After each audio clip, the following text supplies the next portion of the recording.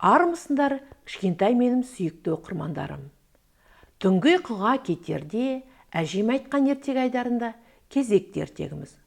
Бүгінгі ертегіміздің атауы «Кім күшті» деп аталады.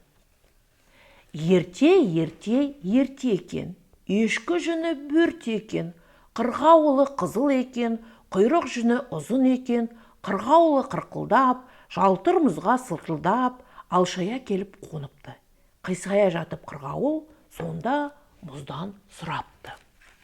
Мұз, сен неден күшті болдың?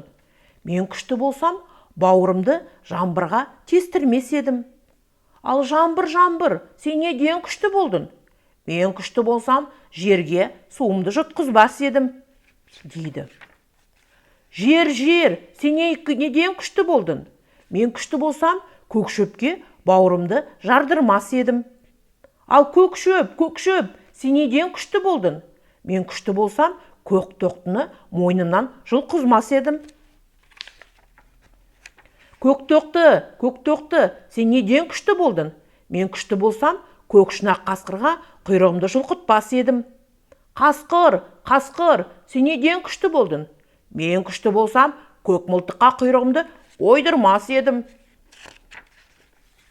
Көк мылтық, сен неден күшті болдың? Мен күшті болсам, шолақ тышқанға білтемді қидырмас едім.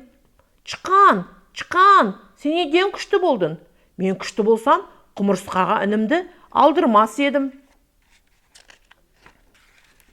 Құмырсқа, сен неден күшті болдың?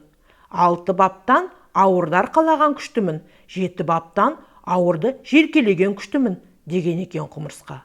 Сонда кім күшті болды? Балалар, айтыңдаршы.